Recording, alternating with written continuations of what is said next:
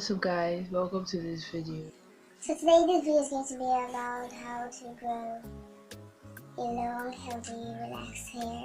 It's just going to be especially for relaxed hair because I think I know more about relaxed hair than natural hair.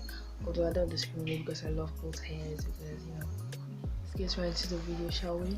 We wash with shampoos that don't have scents like sulfates, paraben and mineral oils because those type of shampoos are not good for your hair because they are drying, like more like drying agents because they dry your hair instead of adding moisture. And black hair is normally dry because our hair is not greasy. So when you're taking out the natural moisture and natural oils by frequently washing, and yes, you shouldn't frequently wash.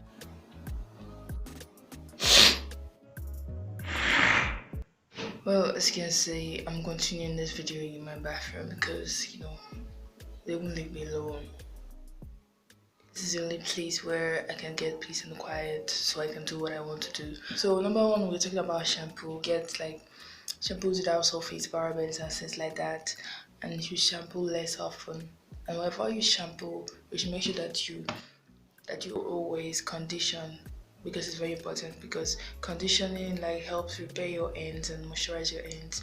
When you're shampooing, you should focus your shampoo on your head, on your scalp. Focus on washing your scalp because that's what it's about. Focus on washing your scalp, and then when you're conditioning, you should focus on your ends. Number three, wash your hair with cold water because hot water like strips your hair of moisture, while cold water seals in moisture, and cold water is good for your skin and your hair overall. So when drying your hair, please use a t-shirt to wrap it. Don't use a towel because of it will snag, pull, and when your hair is wet, it's most vulnerable. When your hair is wet, it's most vulnerable. Sorry for the noise. When your hair is wet, it's most vulnerable at that point. So that's what I'm saying. Deep condition. Yes, this one is very, very important for your hair because I've not actually really deep conditioned in my life. Because my parents, like my mom, my hairstylist, don't care about, healthy hair. They just want to plait it and want to braid it and whatever. Like you can see, my hair is not even what I want it to be. It's messed up and fucked up. So fucked up like this. But whatever. Let's get back to the video. So deep conditioning is good because actually like give your hair moisture. Like deep conditioner is different from your leave-in conditioner. Like you just take your deep conditioner and it retains moisture. Like it brings in moisture to your hair. Like it just repairs your hair from all the stress your hair has gone through. Deep conditioning is just like pampering your hair. And yes, it's not the same as hair mask, but it's more intense. Like I really need one of that. So deep condition, some people say once a month, but it depends on your hair type. You should try it out. If you wash one, you should do it like twice a month. Depends on your hair. If your hair is too dry, you should try it twice a month. But if your hair is like normal, you should like just, once your hair is getting better, you should like reduce it to once a month. Yes, it all depends on your hair type. Oil treatments are very good because when you massage your scalp, your blood flows, and when your blood is flowing, it distributes to the hair glands, the thing where the hair comes from. Yes, it distributes to those places. And when it distributes to those places, your hair starts coming out, your hair grows more. Rapunzel, whatever. So you do oil treatments like, depending, like when you're not breathing, your hair is not breathing, just do oil treatments like, microwave the oil a little bit, let it be warm, not hot for fry your head. So you just take it, like massage your hair, like you can even turn your hair upside down. That is an inversion method and it's very good for hair growth too, which I'll talk about later. But you should try out the oil treatment. You can try peppermint oil and castor. You can also try coconut and olive oil. They're good. Cut your split ends. Look. See this brittle rubbish? That thing that is at the end of your hair. Always trim it. Like once you see your split ends, trim them off. You might say that. They try to make my hair to grow. I tell them to speak up my split ends, but when you cut your split end off, it prevents it from, because if you leave it, it will split all the way up to your hair and break off. then your hair is breaking, which some people call cutting. Your hair is now breaking and you're losing hair, and your hair is not growing, it's not flourishing like you wanted to.